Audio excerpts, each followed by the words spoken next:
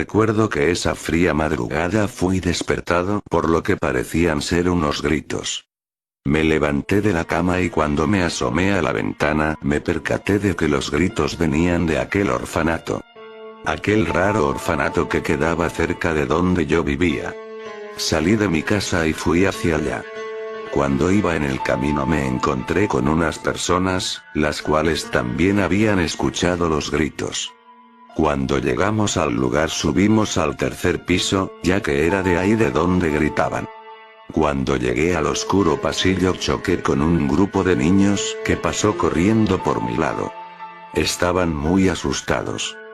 Detrás de ellos venía la mujer que cuida a los niños, la cual, recuerdo que tenía un bebé en el hombro, y a pesar de lo asustada que se veía, le decía a los niños que se calmen, mientras echaba miradas rápidas hacia atrás, hacia la habitación en el fondo, desde la que, por alguna razón, todos habían salido corriendo.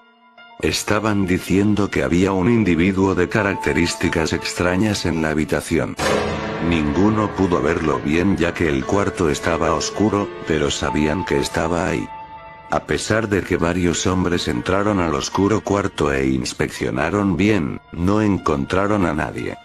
En ese momento alguien vio que una de las niñas estaba llorando, mientras se agarraba el pie, el cual le estaba sangrando mucho. Cuando la revisaron se dieron cuenta de algo espantoso. Alguien, por no decir algo, se había comido 2 dedos del pie de la niña. Había ocurrido otra vez. Según la gente, hace tiempo, un extraño individuo se había estado metiendo de madrugada en una de las habitaciones del orfanato. Para aparentemente aterrorizar a los niños. Dicen que se subía en la cama, que les hacía unas cosquillas en los pies que en vez de hacerlos reír, más bien los aterrorizaba. También decían que les pellizcaba las piernas de una manera tan maliciosa, que les arrancaba parte de la piel. Que les mordía los pies hasta que sangraban y que les susurraba palabras diabólicas al oído. Debido a la oscuridad de la habitación nunca lo han visto. Pero pueden escucharlo riéndose. El problema es que cuando los niños se despiertan y gritan, ese extraño individuo desaparece antes de que lleguen los adultos. Lo primero que se pensó fue que alguien, por alguna razón desconocida, se estaba metiendo de noche por una de las ventanas del cuarto. Pero era algo poco probable ya que la habitación quedaba en un tercer piso. Lo cual, hacía casi imposible que un ser humano ordinario pudiera llegar hasta esa altura. Cosa que hizo a más de un supersticioso llegar a la descabellada teoría de que podría tratarse de brujas. Brujas, atraídas desde kilómetros por la gran concentración de sangre de niños que había en ese orfanato.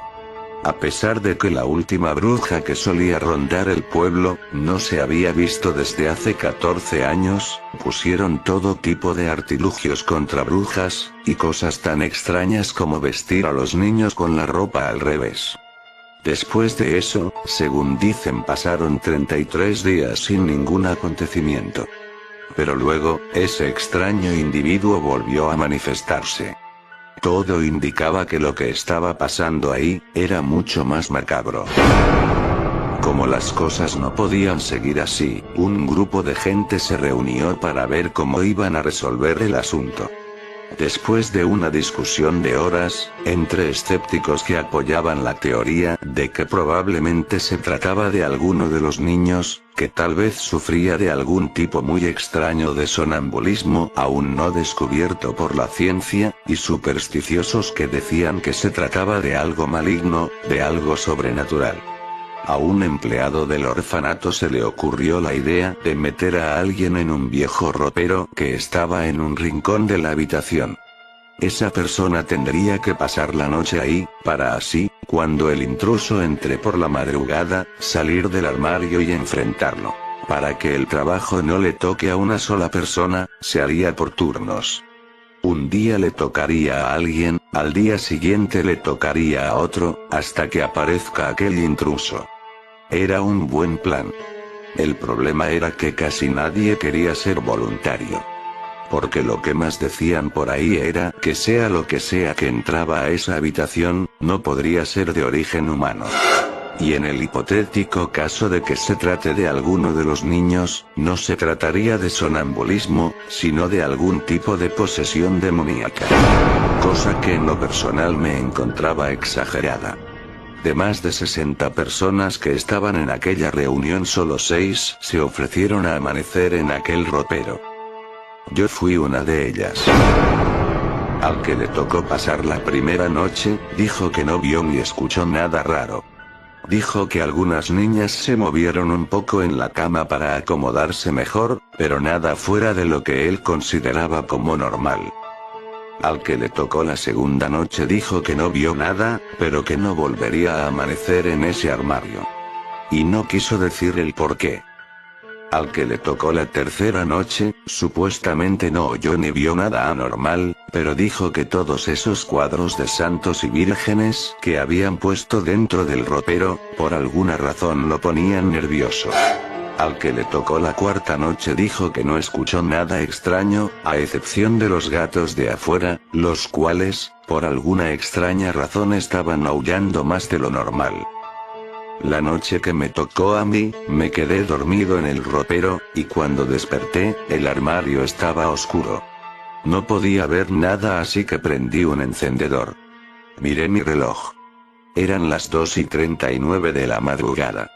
Recuerdo que había un silencio absoluto.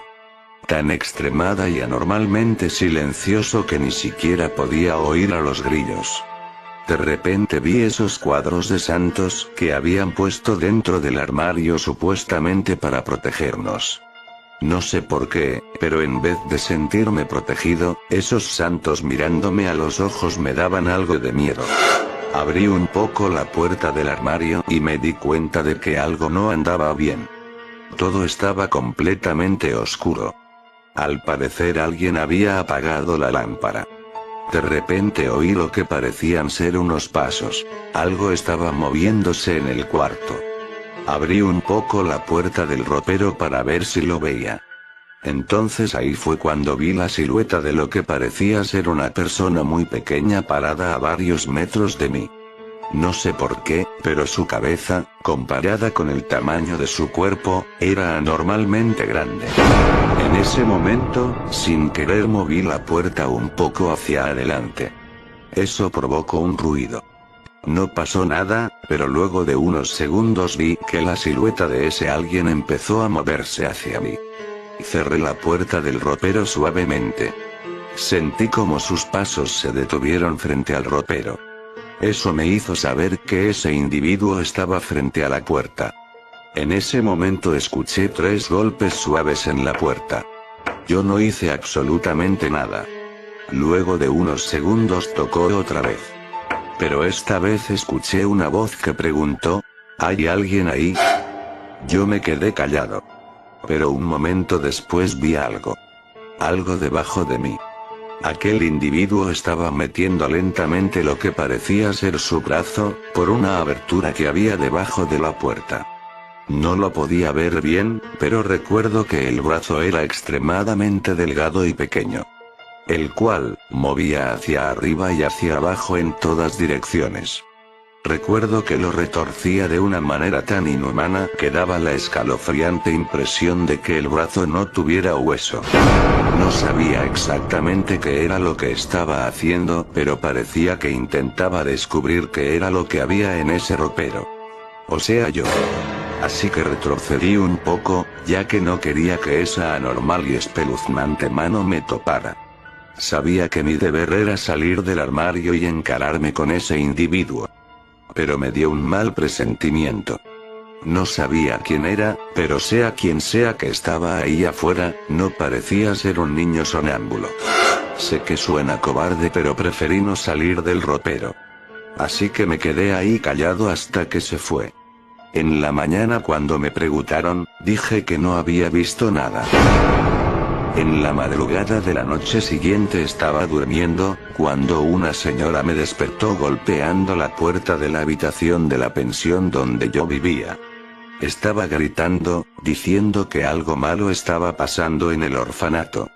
A pesar de que lo último que quería era volver a entrar a ese orfanato, me levanté de la cama, me puse unos zapatos y justo cuando salí de mi habitación, escuché un disparo que hizo que varias personas gritaran del susto.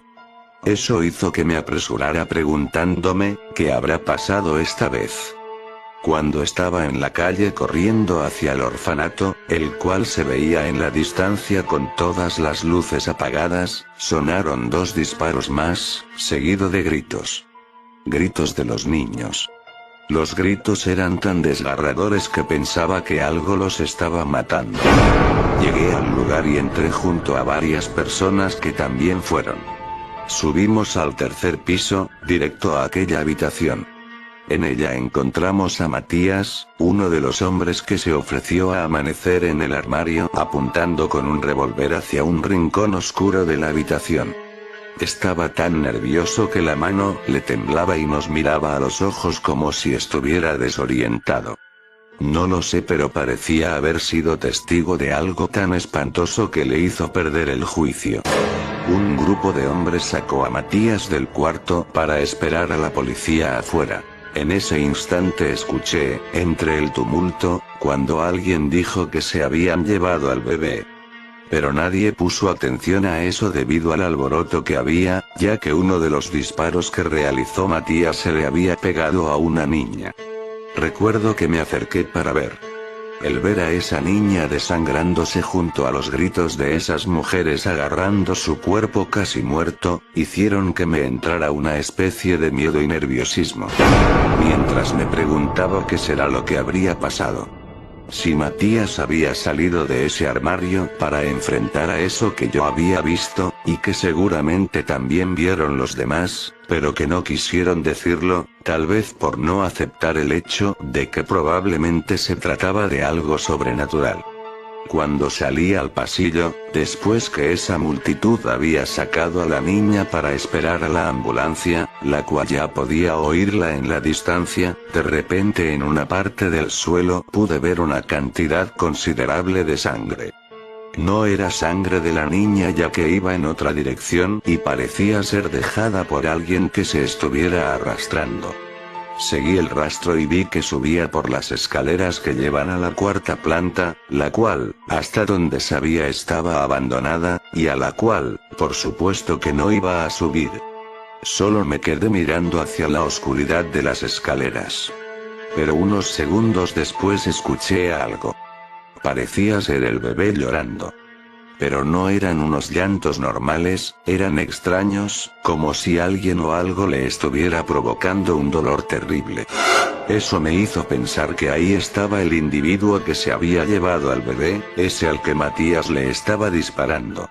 Y probablemente el mismo que pude ver aquella madrugada. Así que subí rápidamente al pasillo del tétrico y abandonado 4º piso y fui a la habitación de donde estaba oyendo al niño. El cuarto estaba completamente oscuro, y enseguida me percaté de algo que me hizo sentir angustiado. De repente el bebé dejó de llorar. Y eso solo podría significar una cosa. Que ese alguien lo había matado. Estuve por unos segundos más buscando en la oscuridad de la habitación, hasta que de repente detrás de mí, escuché una voz que dijo, «Ayúdame». Me volteé rápidamente y cuando vi lo que había detrás de mí, retrocedí de la impresión. Era el bebé, estaba en el suelo y mirándome a los ojos. Confieso que ver eso me dio miedo, y no porque un bebé estaba en el suelo mirándome a los ojos, sino porque un bebé de 4 meses acababa de hablarme. En ese momento me percaté de algo. Su pierna derecha estaba casi destrozada y le sangraba mucho.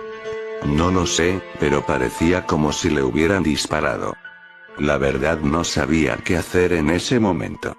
Sé que mi deber era ayudarlo, pero por alguna razón no quería acercarme a él. Un niño de 4 meses hablando no puede ser algo natural. En ese momento escuché algo afuera de la ventana del cuarto.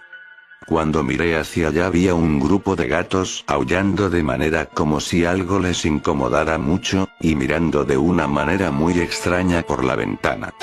De repente volteo la mirada y cuando veo hacia dónde está el niño, este ya no se encuentra ahí. En ese mismo instante siento que algo me agarra el pantalón, y me dice: te comeré los pies. Cuando miro hacia abajo veo al bebé agarrando mi pantalón. Recuerdo que caí al suelo del espanto, y antes de que el bebé me mordiera lancé varias patadas al aire y pude despegármelo. Me levanté rápidamente y corrí hacia la puerta.